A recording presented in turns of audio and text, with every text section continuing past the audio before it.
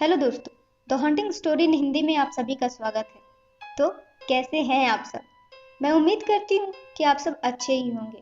दोस्तों, मेरे चैनल को आपके सपोर्ट और आपके प्यार की बहुत ज़रूरत है, तो आप मेरा चैनल सब्सक्राइब कीजिए और बेल आइकन दबाना बिल्कुल भी ना भूलें, ताकि मेरे हर स्टोरी की नोटिफिकेशन आपको मिलती रहे।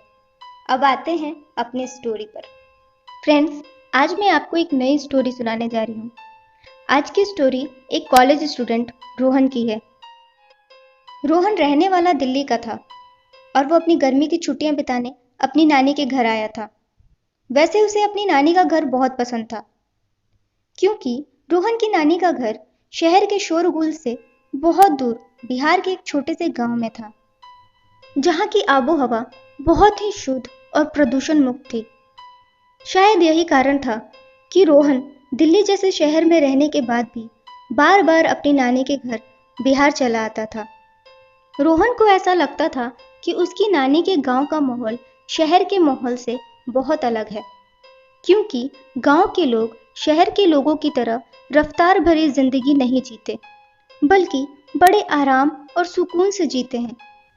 साथ ही साथ शहर के लोग ज़्यादा से ज़्यादा समय अपने घरों की चार दीवारियों में रहना पसंद करते हैं, मगर गांव के लोग अपने दरवाजों पर बैठकर हंसी टिटोली करते रहते हैं। ये सब देखकर रोहन को बहुत अच्छा लगता था। यही कारण था कि दिल्ली जैसे बड़े शहर में पलने बढ़ने के बाद भी रोहन को गांव की जिंदगी अच्छी लगती थी और वो बार बार अपनी नानी के घर आने के बहाने ढूंढता था। और उसे इस बार बहाना मिल भी गया था, समर वेकेशन की छुट्टियां, जो कि 1 महीने की थी। रोहन अपनी नानी के घर 1 महीने के लिए आया था। रोहन के मामा का बेटा, जिसका नाम अंकित था, वो रोहन से 3 साल छोटा जरूर था, लेकिन रोहन और अंकित के बीच में बहुत अच्छी दोस्ती थी। रोहन और अंकित की आपस में बहुत बनती थी। अंकित थोड़ा चंचल और थोड़ा शरारती लड़का था, जबकि रोहन थोड़ा शांत स्वभाव का था। अंकित और रोहन ज़्यादा से ज़्यादा समय एक दूसरे के साथ ही बिताते थे। रोहन अपनी फिटनेस को लेकर बहुत ही सजग था, इसीलिए वो रोज़ ही अपने भाई अंकित के साथ सुबह और शाम सैर पर निकल जाता था। मगर अंकित बहुत शरारती था। वो सैर के बहाने रोहन को दूसरों के बागीचे में ले जाकर आम चुरा ले आता था। रोहन और अंकित मिलकर किसी न किसी के बागीचे से आम चुरा लाते थे।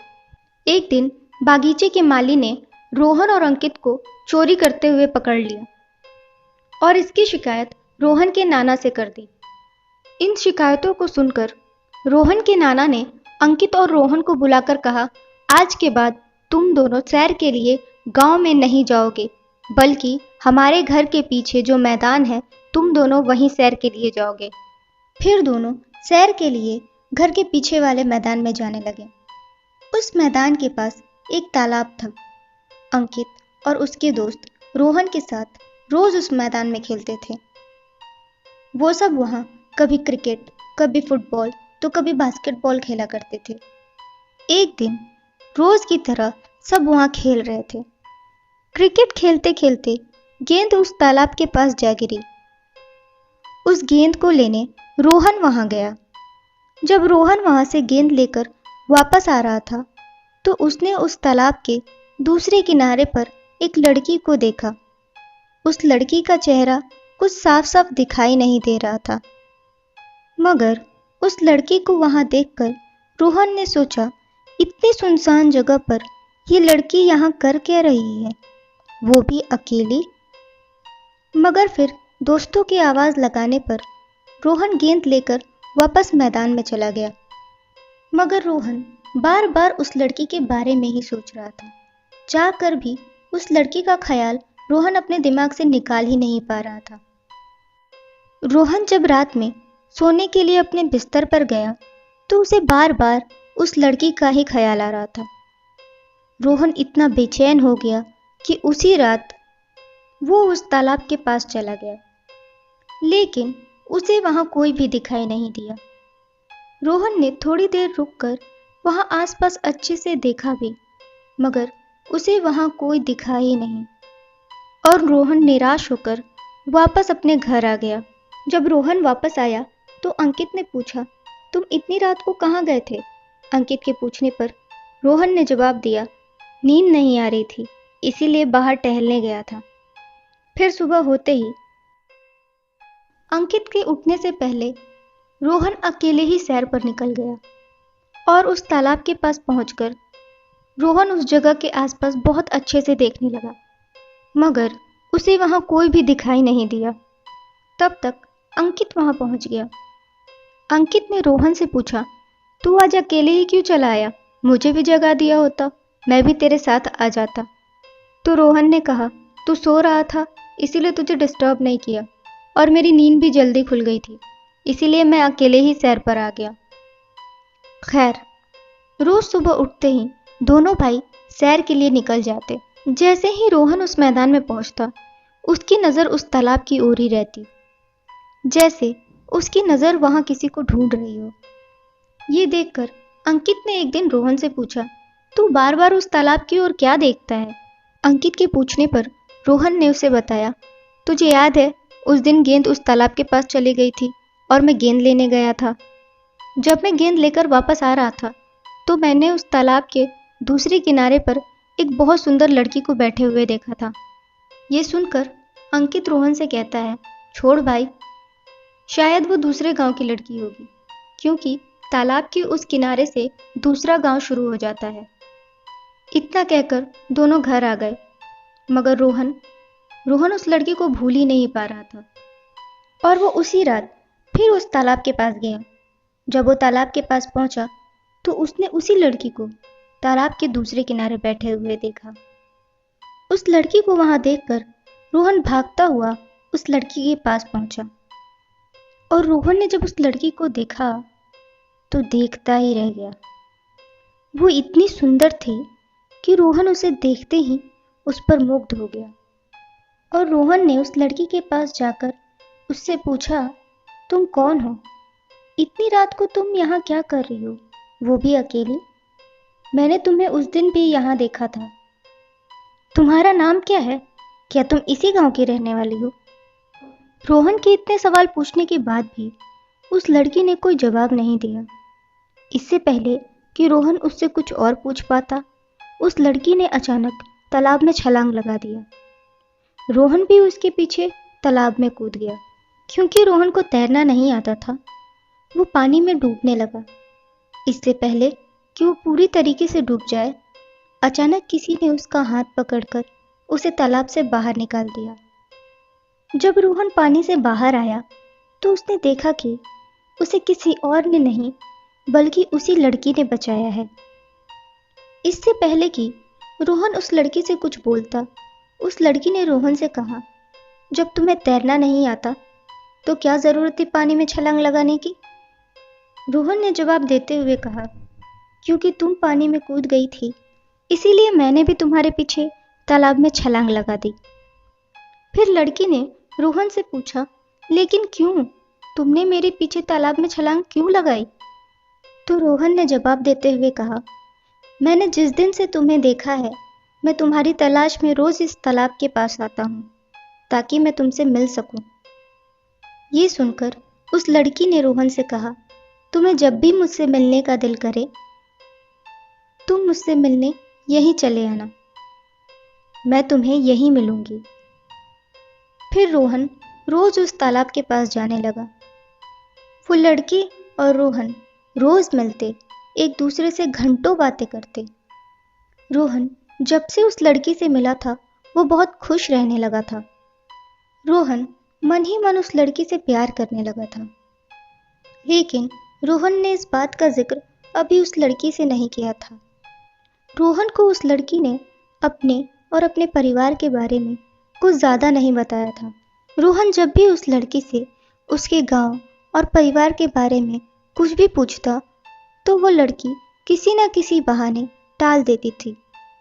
देखते देखते गर्मियों की छुट्टियां भी खत्म होने लगी थी। रोहन के दिल्ली वापस जाने का समय भी नज़दीक आ गया था। एक दिन रोहन ने सोचा, क्यों ना आज ही अपने दिल की बात उस लड़की को बता दूं, और उसने ऐसा ही किया। उसने अपने दिल की बात उस लड़की को बता दी। मगर रोहन के इजहार मोहब्बत से वो लड़की थोड़ी परेशान सी हो गई। तो रोहन ने उससे पूछा, क्या हुआ, तुम ऐसे परेशान और उदास क्यों हो गई? क्या मैं तुम्हें पसंद नहीं हूँ? तो उस लड़की ने जवाब देते हुए कहा, ऐसी कोई बात नहीं है, लेकिन तुम जैसा समझते हो मैं वैसी नहीं हूँ। तो रोहन ने कहा, मतलब? मैं कुछ समझा नहीं।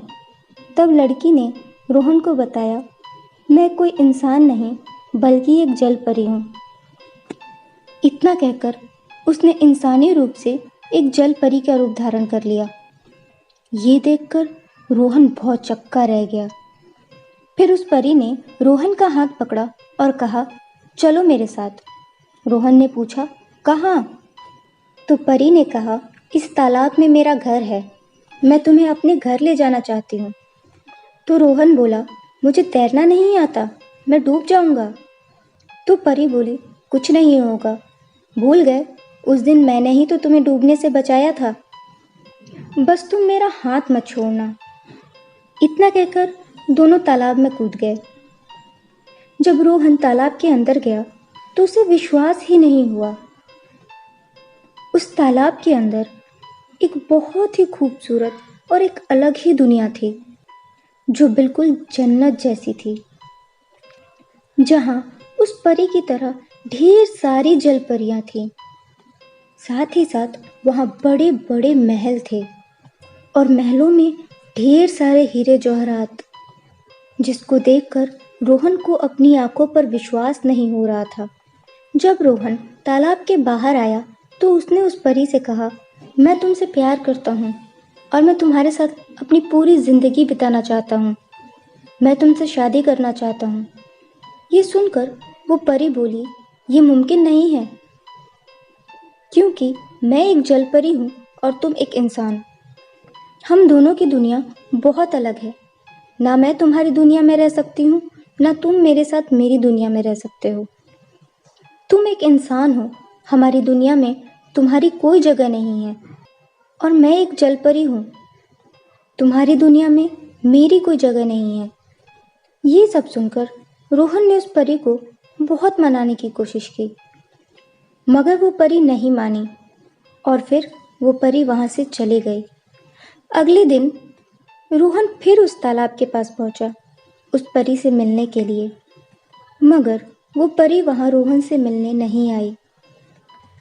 कुछ दिनों तक रोहन रोज वहाँ उस परी से मिलने की उम्मीद में जाता, मगर वो परी वहाँ रोहन से मिलने नहीं आती। ये देखकर एक दिन रोहन ने गुस्से में आकर उस तालाब में छलांग लगा दी। क्योंकि रोहन को तैरना नहीं आता था तो रोहन पानी में डूबने लगा।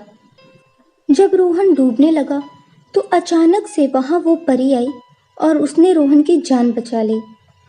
फिर वो रोहन से बहुत गुस्से में बोली, अब तुम यहाँ कभी मत आना, अब मैं तुमसे मिलने कभी नहीं आऊँगी और ना ही तुम्हारे डूबने पर तुम्हें बचाऊंगी, अब तुम जाओ यहाँ से।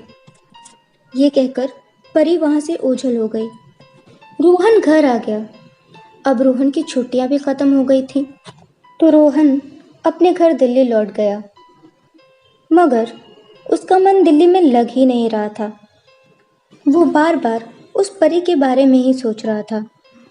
दिल्ली में रोहन ने कुछ दिन ही बिताए होंगे।